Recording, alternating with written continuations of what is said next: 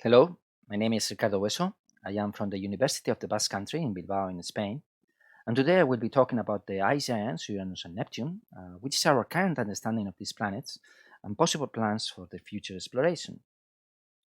So this is a brief outline of the subjects that we will be covering in this talk. I will be talking about the planetary systems of Uranus and Neptune, which are the main characteristics, which is the connection that we can establish between these ice giants in our solar system and many different exoplanets.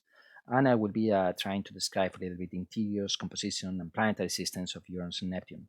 I will be focusing most of my talk in the study of the atmospheres of Uranus and Neptune. This is my own field of expertise, the study of atmospheres of solar system objects, and I will be trying to convince you that Uranus and Neptune are unique planets whose atmospheres are worth deserving more in-depth studies.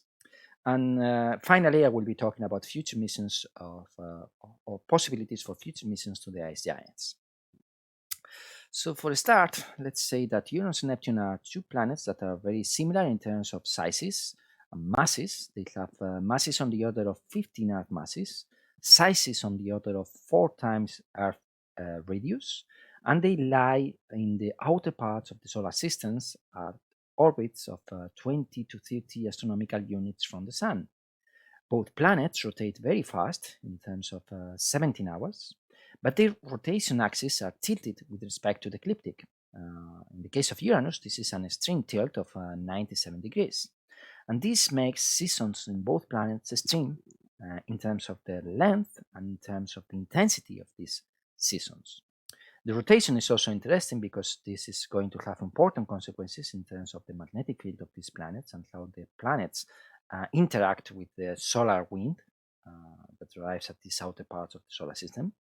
And in terms of the study of their atmosphere, we are going to have strong Coriolis forces that are going to produce a kind of atmospheric balance that is called geostrophic balance, in which Coriolis forces are going to be equilibrated by gradients of pressure in the atmosphere. In terms of composition, we believe most of the mass that make these planets are ices.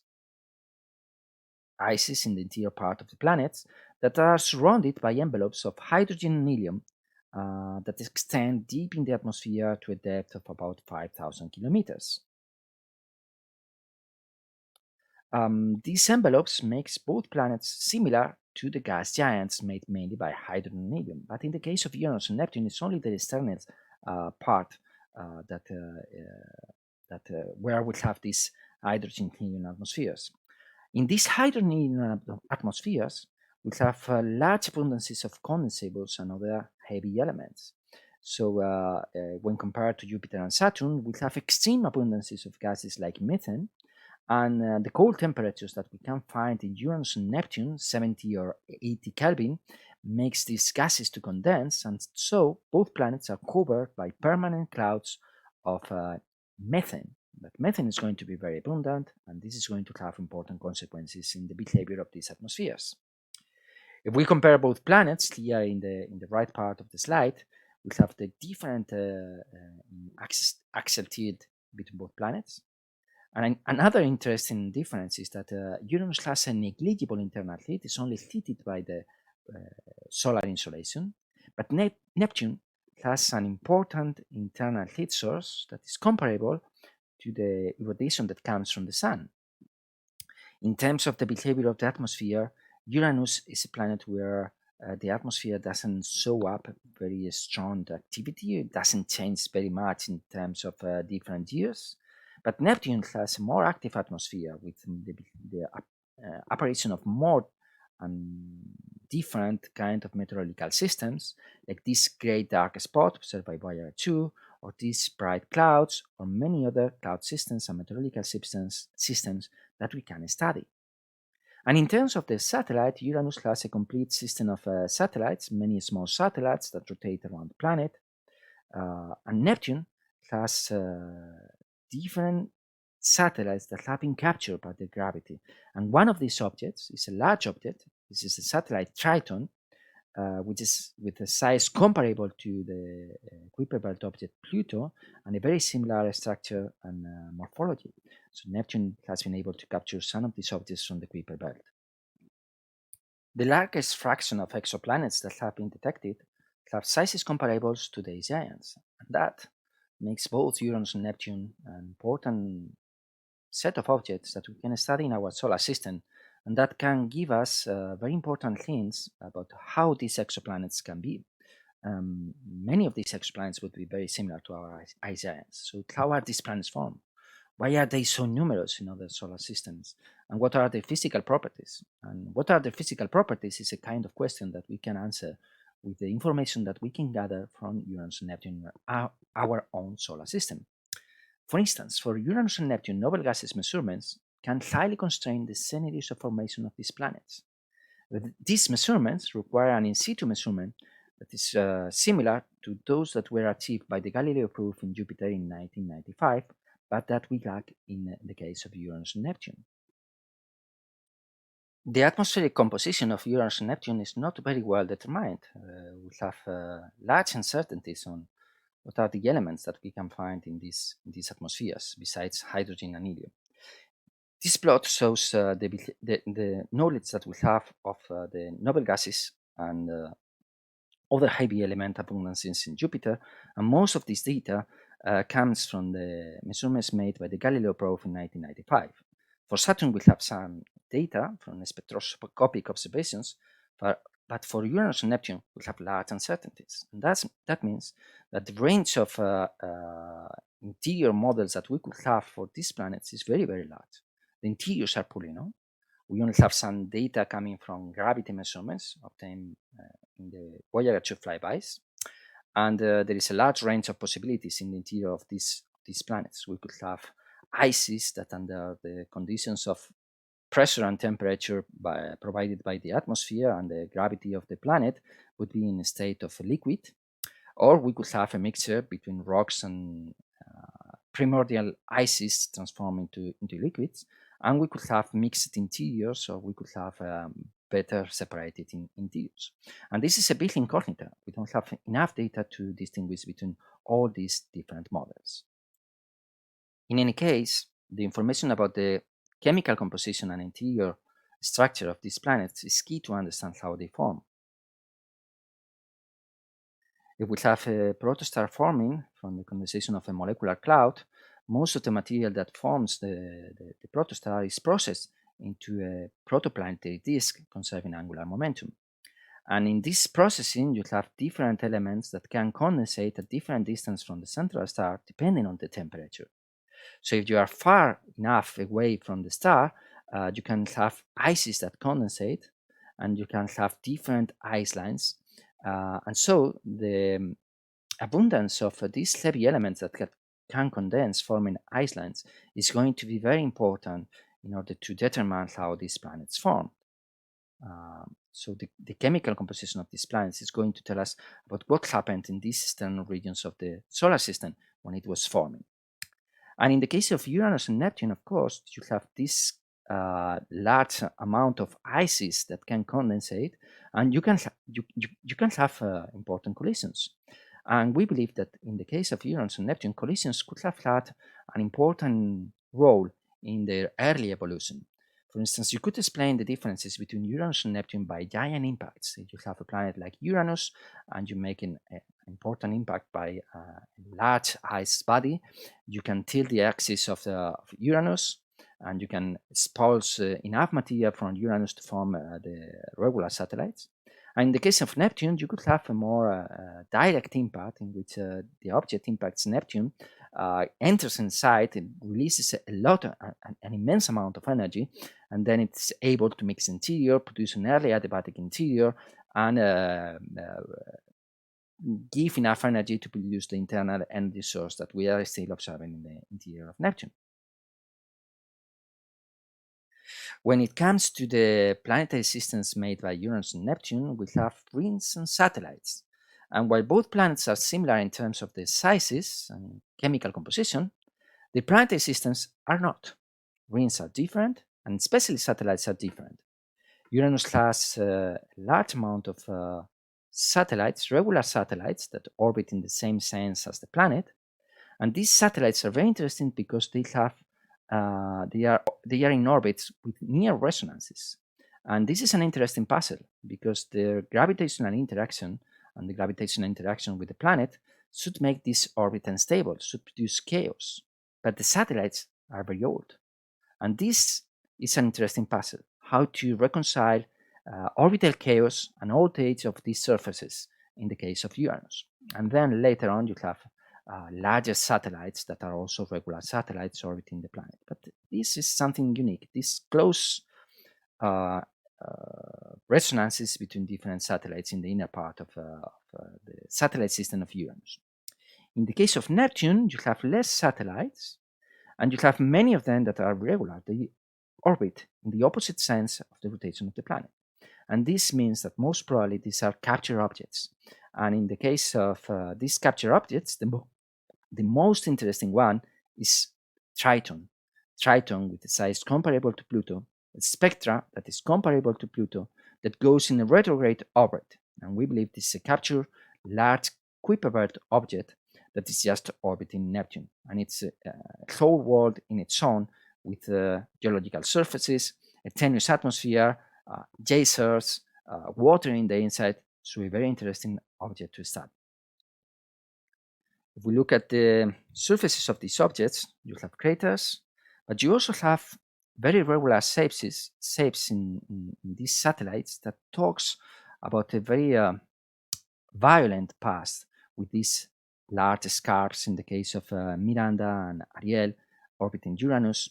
And then in the case of Neptune, you have different surfaces, different geologies in captured objects like Proteus and Triton. And these black features here are some of the consequences of the geysers that have been observed by Voyager 2 in Triton. So we have active geology, geovolcanisms, and strong similarities and overall geology with Pluto. Both planets have significant magnetic fields that are forming the interior. They have large magnetospheres, and these magnetospheres are much more complex than the magnetosphere of any other planet in the solar system. And this is due to the fact that the planets are tilted. And in the case of Uranus, the rotation of the planet and the interaction with the solar wind makes this magnetosphere to behave in a very weird way that you can observe here in this central plot. You can also observe auroras in a planet like Uranus. And in Uranus, auroras are not polar, but they can form in different latitudes. And these auroras can be observed by telescopes like a Hubble Space Telescope, like in this observation here.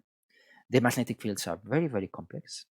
They are not well centered inside the planet. They have a strong quadrupolar structure.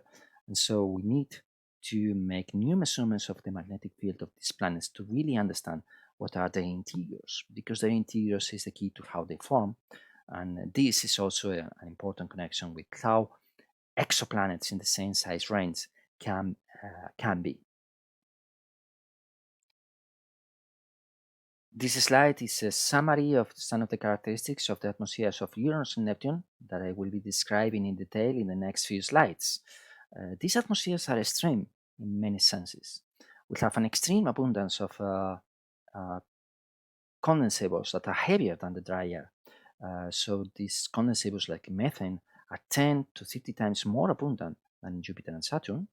And that is going to produce an inhibition of convection in these atmospheres. We are going to have many different layers of clouds from the upper cloud of methane to other different clouds below.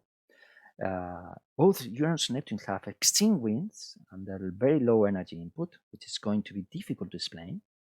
And their wind systems are different to those that we find in the giant planets. And we have, of course, extreme seasons. And in both planets, we're going to have a rich meteorology that we can observe at the methane clouds with some hints of things that are happening a little bit below at the level where hydrogen sulphide is able to condensate. So the rotational and orbital characteristics of Uranus and Neptune determine how the energy of the Sun arrives to different latitudes of these planets. In both planets, you have extremely long years, and you have fast rotation periods.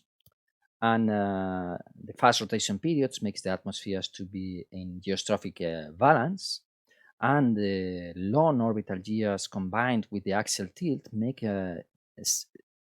seasons extreme and extremely long. In the case of Uranus, you can have illumination of one side, one of the polar regions, for a given amount of time, and then you have equinoxes, and then you have the illumination of the opposite side of the planet.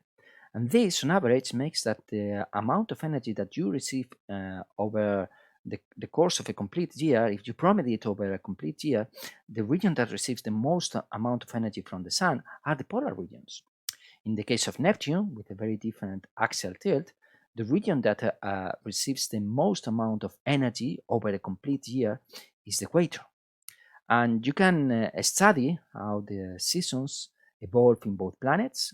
So this is Earth years, this is the latitude of the planet, and the colors show the amount of energy that is coming from the sun, the daily mean solar insolation. And you see here summer solstice in Uranus, in the south hemisphere, and then you have here summer solstice in the north hemispheres in the 2030s, and the same here for Neptune. And what's interesting here is that we arrived to these planets with the Voyager 2, and we did it in 1986 for Uranus, and in the early 90s for Neptune. And now we are going to have new observations by new different capabilities, like the James Webb Space Telescope in 2022, starting in 2022. And if we were able to develop new missions to these planets, the shorter that they could arrive to these planets would be in the 2040s, or maybe in the 2050s if we are not fast enough to take profit of the launch opportunities that appear in the 2030s. When Voyager 2 arrived to these planets, it could measure the thermal structure of the upper part of the atmospheres. It did it by a radio occultation experiment, and here are two different thermal profiles. So a temperature as a function of pressure for both Uranus and Neptune. And you see that both planets have very similar thermal structure, in spite of Neptune being 10 astronomical units farther away from the Sun than Uranus. And if you study this in terms of equilibrium temperature and effective temperature, you can establish if these atmospheres are in equilibrium or not. And in the case of Neptune, this number is significantly higher than 1. That means that Neptune has its own internal energy source that is heated by this inner heat source, and that explains why both planets have similar thermal structures. Voyager could also study how the thermal radiation from the planet escapes to the exterior, and this is a function of latitude in the case of Uranus and Neptune.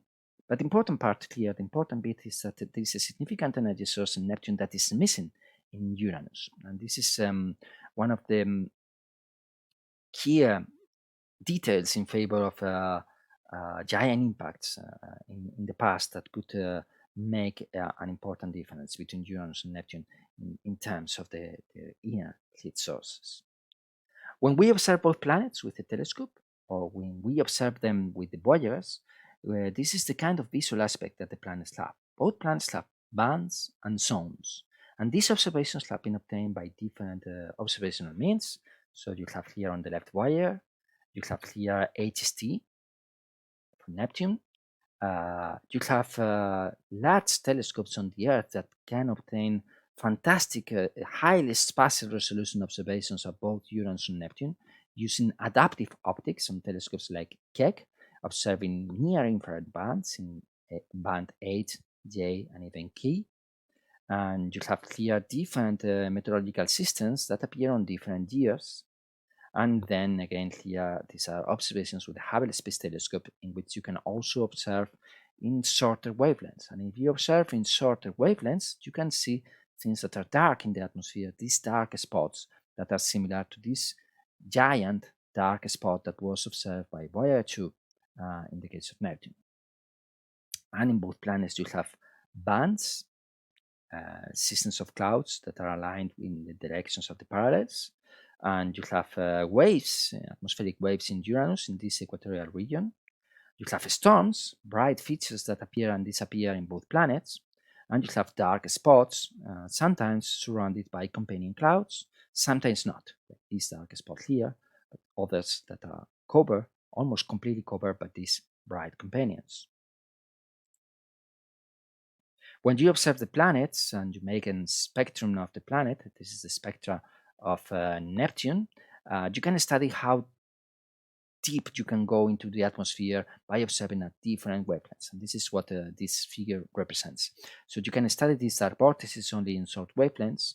You can study the planets with small telescopes in this kind of wavelengths, and with adaptive optics, you can study the upper parts of the planet. So most of the observations that I showed before, most of the clouds that appear here are clouds that are high in the atmosphere, and not so deep as these features that are dark, that you can observe in the visible.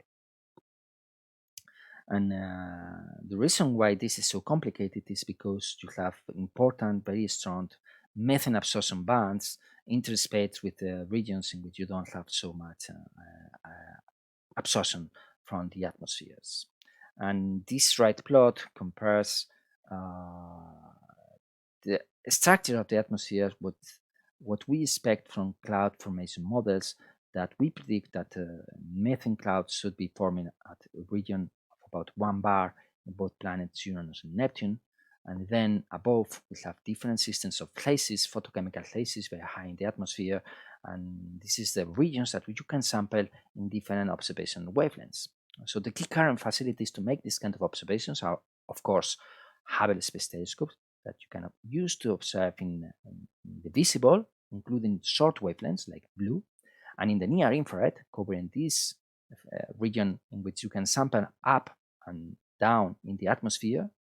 Then you have large telescopes with adaptive optic systems like Keck, Gemini, VLT, but these are observations that you can only do in the near infrared, so you are mainly sensitive to the upper structure of the tropospheric phases, and not so much to the methane cloud and the deep levels below. And later on, I will be talking about radio observations in which you can effectively obtain information that comes from deep layers at regions of 10 to 50 bars. And now there is an important revolution going on, because in 1 year from now, James Webb will be available and will be able to observe these planets in new windows. And it will be able to prove the thermal mid-infrared with access to the stratospheric emissions that come from these photochemical phases and thermal structure of the atmosphere at this these high levels in the atmospheres. And in a few years later, we will be starting to get observations from large telescopes like the European Large Telescope in 2025 and the years afterwards, and other giant telescopes under construction. When you study the motions of the cloud features that you can observe in Uranus and Neptune, those motions correspond to sonar winds. And here are the sonar winds of both planets, Uranus and Neptune, from the Voyager observations. So here for Uranus, here for Neptune, and these dots correspond to more modern measurements made by adaptive optic systems in telescopes like Keck. And this panel shows for Neptune the sonar wind profile by Voyager and the different sonar wind that you can extract from many different cloud systems observed in those near-infrared wavelengths where you are observing up above in the atmosphere. And this tells you that there is a difference that we currently don't interpret as a change in the winds in Neptune, but mainly as a consequence of the of the vertical wind shear of the atmosphere. And here, it's relevant to say that these are extreme winds. You have Neptune with an equatorial jet that flows to the west with an intensity of 400 meters per second. And then subpolar jets that probably are symmetric in both sides of the planet, and a similar structure of the winds for Uranus. And it is very, very difficult to explain the intensity of the winds in two planets that receive such an amount of low energy from the sun, only 3.54 watts per square meter for Uranus, and comparable quantity a little bit smaller in Neptune, even though in Neptune you also have an inner heat source. So there are hints of variability, and there are hints also of vertical wind shear. In an atmosphere that it's in geostrophic equilibrium, in geostrophic balance, the vertical wind shear is related with the thermal structure of the atmosphere. So the vertical wind shear, how the wind, the geostrophic winds, the zonal winds change with pressure, is related with how the temperature changes in the meridional direction. And this is called the thermal wind equation. But in Uranus and Neptune, because these planets have high abundances of condensables, and the condensables are heavier than the dry air, you can have a second component of the thermal wind that is called the humidity wind. That is something that you can have in these geostrophic atmospheres that is equivalent to the thermal wind, and that is unique for these planets with condensables that are heavier than the dry air. So this is a meridional gradient of the abundances of condensables, of methane in this case. And if you look at the equator, this is the region where we have the strongest wind shear, or at least where we have the higher amount of data to speak about wind shear. And there is a difference of 200 meters per second and over about 1 to 3 scale heights.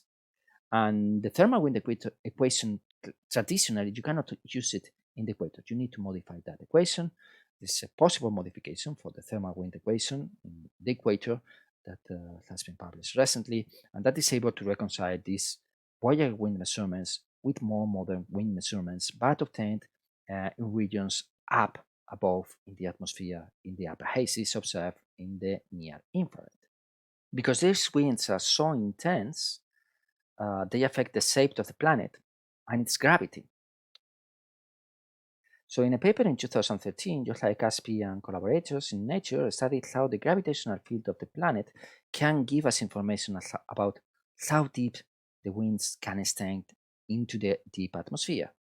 So they basically develop the gravitational field of the planet in terms of some polynomials using an expansion that is called an expansional gravitational harmonics. And these numbers, Gn, are the numbers that you can measure with information from the Voyager 2 flyby, and these polynomials are simply legend polynomials. And so you can study predictions of how the gravity of the planet would be in terms of the interior models and the range of values that are constrained by measurements during the Voyager flyby. And these measurements coincide for a given depth of the zonal winds that you are observing in the upper clouds. And this is about 1,000 kilometers, which means that you have shallow winds that are less than 2,000 bar in Uranus, less than 4,000 bar in Neptune. This is only 20% of the hydrogen helium envelope, but it's an interesting region because this is coincident approximately with the water cloud base that you could expect for very high water abundances that are possible in these planets. For instance, if you had 80 times solar abundance of water. So this is very interesting, and it would be extremely good to have better gravitational measurements provided by a new space mission. And I want to stress that these solar winds in Uranus and Neptune that you can observe here in this star planet are very, very different to those that you observe in Jupiter and Saturn. In the 4 planets, you have solar winds, but the equator is completely different. The direction of the winds in the equator goes into the other direction. And of course, in Uranus and Neptune, you miss all these kind of detailed multi-jet systems that you have in Jupiter and Saturn. So there are fundamental differences in the solar winds of both planets. You have here information, the images of the zonal structure of Jupiter, Saturn, Uranus, and Neptune. And you see here that for Jupiter and Saturn, there is a correlation between the zonal winds and the bands that is not appearing in the case of Uranus and Neptune. And also there is some information about how this structure of the zonal bands can be in the deep atmosphere. Some recent observations with the Atacama Large Millimeter Array are able to observe the lower atmosphere from the opacity of the gases to the millimeter radiation that is used in these observations. that is able to sample down to 40 parts. And this kind of information has been used to provide an overall description of how could be the structure of the global circulation in Uranus and Neptune in different cells in the upper atmosphere and in the lower atmosphere that could explain the solar winds and the kind of structure of the bands and abundances of gases that are observed in these planets. And if you are interested in this, I recommend this paper by Lee Fletcher et al. In Space Science Review last year. I'm going to talk now about the meteorological systems that we can observe in Uranus. This is a Voyager observation processed at the time. And this is a modern revision of those observations in which Eric Karkoska, in his paper in 2015 in Icarus, he stacked many different observations of Uranus, correcting from the rotation of the planet, the differential rotation in different latitudes, and was able to obtain highly detailed observations, highly detailed images of Uranus in which you can study better the cloud structure and the different cloud systems. This is basically the same kind of technique that you can do with adaptive optic observations of Uranus with the Keck. This is a more modern observation obtained by the Keck telescope, described by Larry Stromowski and collaborators. And you can make these observations of this kind of waves, multibands, maybe convective systems, and maybe convective systems in this polar region. And of course, Uranus is a planet in which you have changes as a function of time. You can observe changes in illumination in the southern polar atmosphere of Uranus in 1997 that started to be observable in the 2007, and then that is more closer to its summer nowadays in 2017 and 2020 and in the near future year. So, as you can see here, you can observe global changes in the brightness of Uranus related with the changes in its visual appearance. There are also changes in the brightness of the different cloud systems, like here in this polar hood that was dark in 2009 and then it began to brighten and brighten, and it was equivalent to what it was observed in the other hemisphere decades before. And you can do that for many different years and study how the global albedo of Uranus has been changing as a matter of time. So here you have time, different years, you have here albedo. And for Uranus, you have an albedo that changes in a seasonal way. You can do the same for Neptune, this data. So you have here again years, and then you have here different measurements of albedo. And you see that part of these albedo variations correspond also to seasonal variations in Neptune, but part does not correspond to seasonal variations. And there is a proposal by Eplin and Harrison, published in Nature Communications a few years ago, that this non-seasonal component in the global albedo variations of Neptune could be related with the activity of the Sun. So the Sun has a magnetic field that evolves in cycles of 11 years, and this magnetic field and solar wind is able to protect us from the flux of the cosmic rays that come from outside the solar system. And this flux of galactic cosmic rays could have an impact in the upper part of the atmosphere of Neptune, producing different condensation nuclei where the clouds are going to form later, so that the phase mechanism production mechanisms could be related with how energetic particles are changing the chemistry of the upper atmosphere of Neptune. Some of the most interesting atmospheric features in Neptune are its dark spots. This is an observation obtained by Voyager 2, in which you can observe a giant dark spot in Neptune's atmosphere. It is surrounded by bright clouds that are located above, and it's a deep feature in the atmosphere. And that's interesting because these are some of the deepest features that we can observe in the planet. Over the course of the year, we have observed different dark spots. This is the original one in 1989, and then different dark spots are observed in different latitudes, so in different regions of the solar wind profile. And because this solar wind profile changes weekly with latitude, these dark spots are able to move in latitude. They can migrate. and there is an atmospheric phenomena called the beta Giro effect that makes these anticyclones to migrate towards the equator. So this is a simulation performed by John Legarreta and Agustin Sanchez La Vega in our team in Bilbao, in which you can observe a simulation of an anticyclone Neptune's atmosphere that over the course of a few tens of days migrates towards the equator. And this is a simulation for this north dark spot in 1994. There are different observations of these dark spots and recent publications in which they study these different dark spots. You can observe that another key feature is that the dark spots are usually accompanied by bright white companion clouds in the methane cloud above dark spot or the regions where these anticyclones are probably located. There are some inferences that there is approximately one dark spot every 4 or 6 years, and there is currently one dark spot active in the planet in the northern hemisphere, and it's the one that was observed in 2018, still stable and moving very, very slowly towards the equator, and maybe then stopping at a critical latitude before it arrives to the equator, where the dynamics should change because of the differences in geostrophic balance in the equator. If we want to go to the deep atmosphere, below the levels that we are observing in the visible light and in these dark spots, then we need to study how the thermal atmosphere is extrapolated below. And we can expect that the atmosphere will behave as an adiabatic gas, and that we will have an adiabatic thermal profile in the deep interior of the planet. And hydrogen is a curious species because this dipolar molecule has two different states, two different isomers, in which the spin of the protons is different. So you can have orthohydrogen, in which both protons have the spin in parallel direction, or you could have both atoms of hydrogen with the proton spins in different directions, and this is called parahydrogen.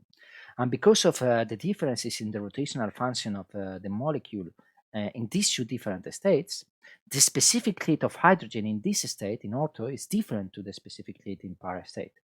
And these specific heats are also dependent on the temperature, and the amount of ortho and para hydrogen is also dependent on temperature. And this has very, very important consequences in the field of the behavior of the atmospheres of the gas giants.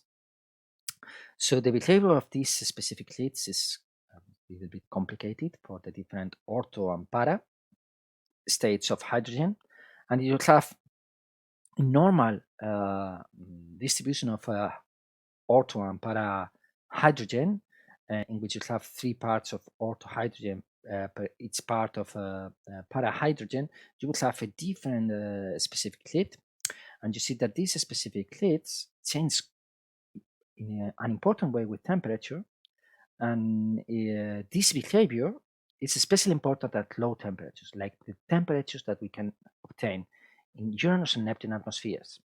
So if you want to extrapolate the thermal profiles of the atmosphere to the lower limits, you have to take into account this last part of the thermal profiles that we are measured, use the first principle of thermodynamics and extrapolate adiabatically towards the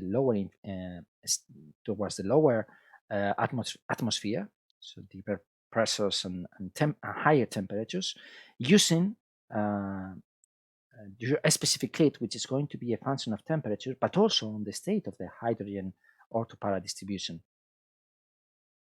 If you do that, you need to take into account also that there are different condensable gases that release latent heat when they condense. So your extrapolation to the lower atmosphere is no longer a dry adiabat, it's called a moist adiabat. And the thermodynamics becomes a little bit more complex. So this is in parentheses is the one that is taking into account the effects of latent heat when condensables release latent heat. And so you have here in the upper part of the atmosphere, in the regions that have been sampled by Voyager, condensation of methane. Then you can condense hydrogen sulphide. Then you can have a mixture cloud made by ammonia and hydrogen sulphide. And then at deeper levels, water. And because all of these molecules are very abundant, or we expect that they are very abundant in the atmosphere of Neptune, their abundances and these effects in latent heat are going to have massive effects in the behavior of the thermal profile into the deep atmosphere. So this is the region that we've been observing in Uranus and Neptune, only the very upper part of the atmosphere. And if we want to extrapolate below, and we make these adiabatic extrapolations, taking into account a given amount of condensables and taking into account when they condense, then you can make a thermochemical model of the atmosphere in which you have an upper cloud of methane, an intermediate cloud of hydrogen sulfide at depths that can go as deep as 10 bars, a mixed cloud of ammonium hydrosulfide at pressures of several tens of bars, and then below that level, a very deep water cloud that is going to be very, very massive because you have lots and lots of water, or at least you expect to have lots and lots of water. And these are the regions that you can sample in different wavelengths. And in the millimeter and in radio, you can get information from these levels of the atmosphere where the atmosphere is hot, it's emitting this millimeter radiation, and this radiation is being absorbed by the different gases that have absorptions in the millimeter and microwave part of the spectrum. And so with large interferometers, you can make images of Uranus like this one, or of Neptune like this one obtained by ALMA, the Atacama Large Millimeter Array, that tells you that even in these deep levels where you have different clouds much below the methane condensation level, you still have bands and structure in the planet. These models, these thermochemical models, depend on the amount of condensables that you would have in the planet. If you have 20 times solar abundance, you would have a kind of thermochemical model like this one. If you would have 80 times solar, you would have something that is much more massive. So your clouds are located, have cloud bases that are much at levels well below the region samples here. And these plots, C and D, represent different parameters that are related with the stability of the atmosphere towards vertical motions. So you have here density in red with the upper axis, and you have here in green the molecular weight of the atmosphere, because your atmosphere in the upper part is mainly hydrogen and helium, but then you have more and more methane, and below the methane condensation level you have the contribution of methane to the molecular weight of the atmosphere, and then you have that at every different condensation layer of each different condensable gas that you have here. And your molecular weight, in the case where you could have 80 times solar abundance, could be much higher in the deeper atmosphere than here.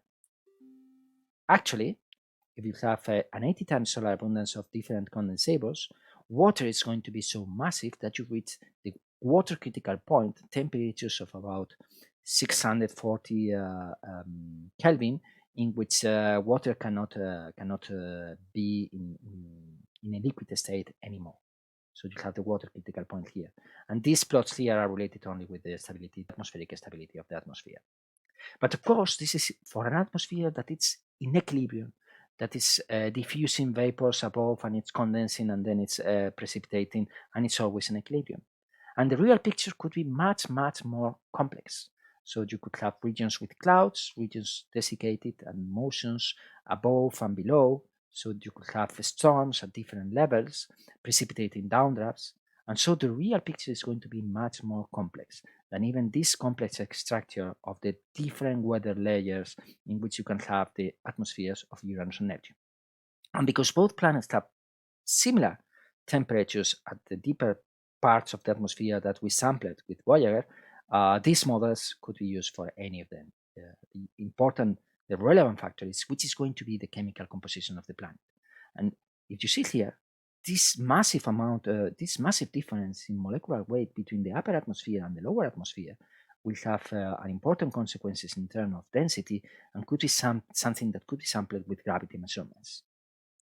Another interesting thing related with Uranus and Neptune is that when you have condensation, you release latent heat and the atmosphere heats, and so your density diminishes, and you could expect to have updrafts.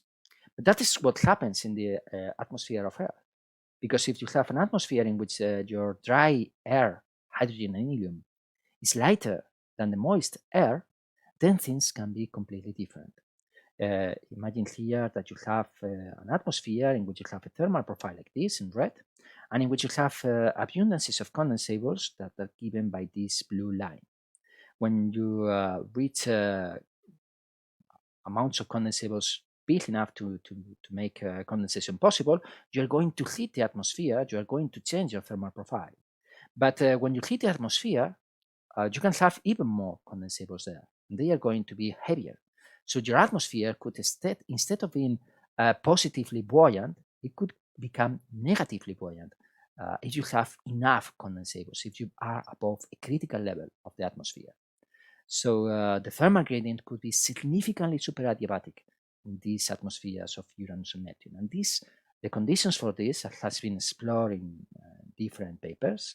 In a recent review that we made, Tristan Guillot, Agustin Sanchez La Vega, and me, we explore where these critical levels are found in Uranus and Neptune for different condensables, like methane. So methane, whenever this factor is above 1, I'm not giving the formula for this factor because it requires some thermodynamics that you can explore in these references.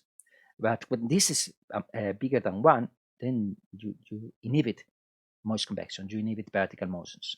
So, and this is for 20 times solar abundance, and this is for 80 times solar abundance. And this is the critical level where you could have the deepest layer where you could have convection produced for the condensation of each different condensable. And for water, you see that water is completely inhibited in terms of moist convection in the deep atmosphere, but not in intermediate levels. And if you have a very high solar abundance of the different condensables, methane is also inhibited towards convection, and of course also ammonia and water, especially water, that is inhibited below these 400 levels, in spite of that you can have very deep, massive water clouds below that would not be able to produce moist convection. And actually, this determines that if this is the case, then you can have steps in the thermal properties of the atmosphere, in the thermal profiles. You can have thermal profiles that are like this. And whether you have this or not depends on the history of the atmosphere and depends on the on how heat has been transported in the upper atmosphere. And this is 100 bars. This is well below. This is for water in Uranus and Neptune. So these are important questions that we need to understand, because these steps in the thermal properties of the planets are going to have an influence in how the planet evolves in time. So I will say that moist convection operates in a very different atmospheric regime in these atmospheres, in these inhibited layers. If you have methane wet layers, you can have clouds and you can have buoyant air that forms a convective storm. But in the lower part of this methane cloud, convection is inhibited. And downdrafts are going to be powerful and going to desiccate your atmosphere. And the lower part of this methane cloud is going to have very limited power to produce convective storms. And below that, you have other layers of clouds that will behave similarly. And actually, you could have convection in a very different regime in these atmospheres, in which dry air could become buoyant and could produce updrafts instead of wet air, like happens on the Earth. And this depends of having enough condensables.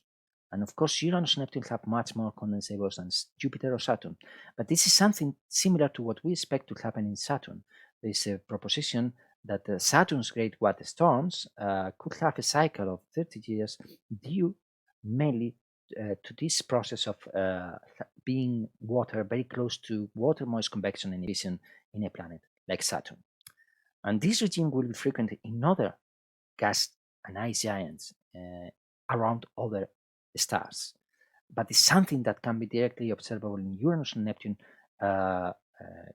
in the upper methane cloud layers. And so here we have a laboratory where we can study this complex moist convection that doesn't happen in other kind of planets, only in planets with hydrogen atmospheres with very large abundances of condensables.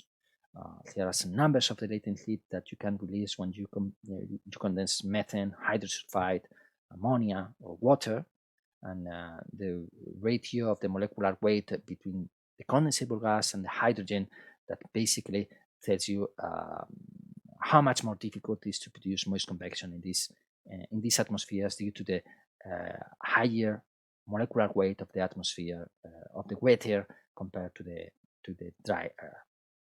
So in Uranus and Neptune complex weather layers and different regions of convection may coexist at different altitudes, and this makes the study of the atmospheres of these planets very, very interesting.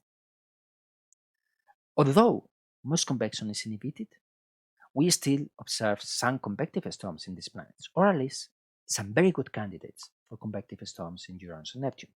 We have candidates obtained from the images obtained by the Voyager 2 in this south polar feature. We have some other features that were stable for years and years in Uranus, like this cloud system that was called the Barrel feature, observed with in different years with Hubble and also with adaptive optics from the ground.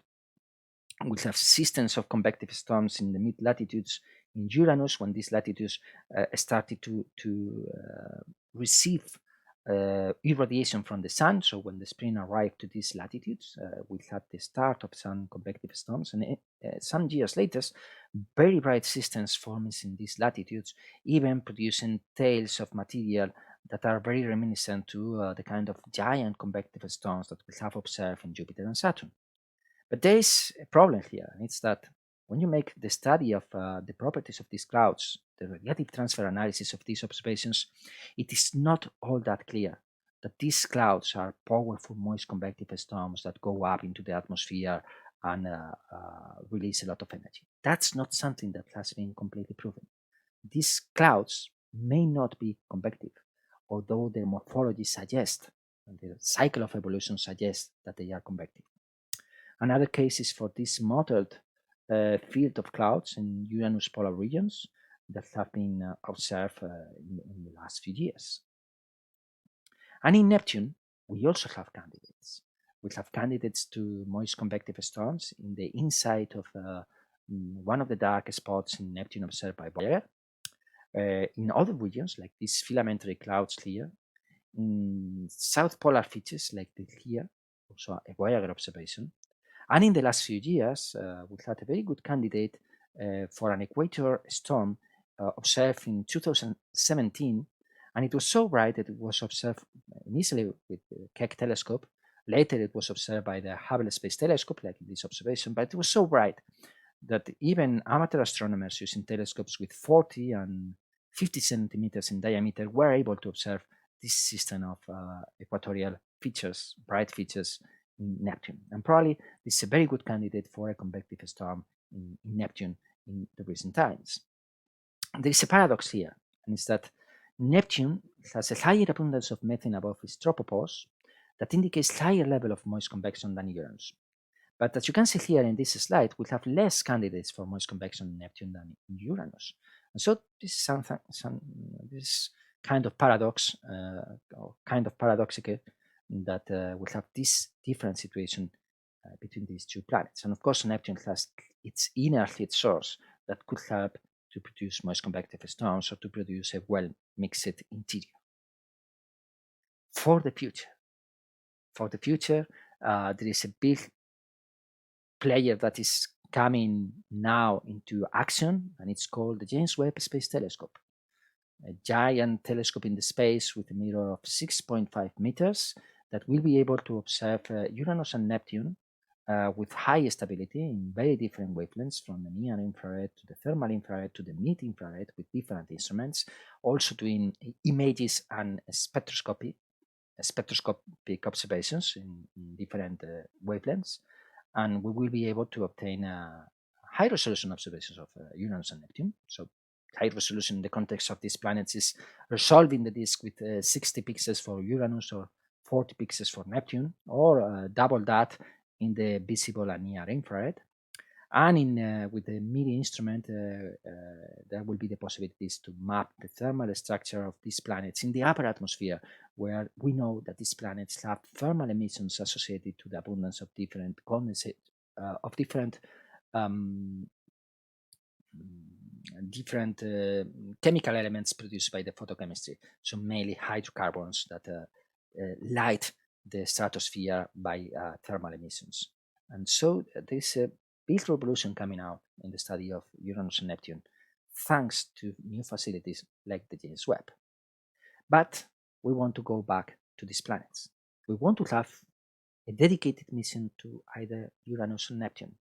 And there has been a significant effort by the planetary science community to make proposals of different mission concepts that could explore one or the other of these two mysterious planets. These are the only planets that have not had a dedicated mission. So several mission scenarios have been explored in the last few years, and there are very good possibilities to develop a very interesting mission with a combination of an orbited and a proof, and that seems necessary to solve the key science questions. This year, 2021, is the year that we will know if these possibilities, if these mission scenarios are possible or not. We are waiting for the decision of NASA and ESA in their strategic planning for the next decade of their science goals for the next decade. And there have been many different white papers, studies about what priorities could be in the study of the solar system and which kind of missions could be developed in the field of the ice giants. And this would be a very exciting field for young people like you, because going to Uranus and Neptune takes a lot of time. If we were able to launch in the 30s, in the 2030s, we could take profit of the nice configuration of the gravity of Jupiter, the position of Jupiter, and we could go to Uranus and Neptune, arriving to them in the 2040s. If we are not able to develop such a mission for a launch in the 2030s, then probably that mission could only be a reality arriving to the planets in the 2050s. And so that's far in the future, and only very, very young people would be able to work on those missions. So just to finish and to wrap up, I would say that the ice giants have connections with many different fields. With the exoplanets and with the gas giants, there are many different problems that we want to understand by studying Uranus and Neptune. We want to understand the dynamics of hydrogen atmospheres that are very different to the dynamics of atmospheres with heavier molecules, like the atmospheres of the Earth, Mars, or Venus. We want to constrain the origin of the solar system by studying the atmospheres of the ice giants. We want to understand how giant planets forms, and we want to learn how planetary interiors evolves and mix, and the key measurements that we need to do to understand these problems: measure the gravity field, the rotation state, the heat fluxes, to characterize the methane clouds and to study the dynamics of these atmospheres. And there is connections in every one of these problems with the exoplanets and the gas giants, and that will help us to better understand how the planetary systems form, how does happen in our solar system and other exoplanetary systems, and in a very complex and broad multidisciplinary context. And so with this, I finish my talk, and if you have any questions, you can contact me by email or in the live session for questions that I will try to help you to digest all of this information. Thank you very much.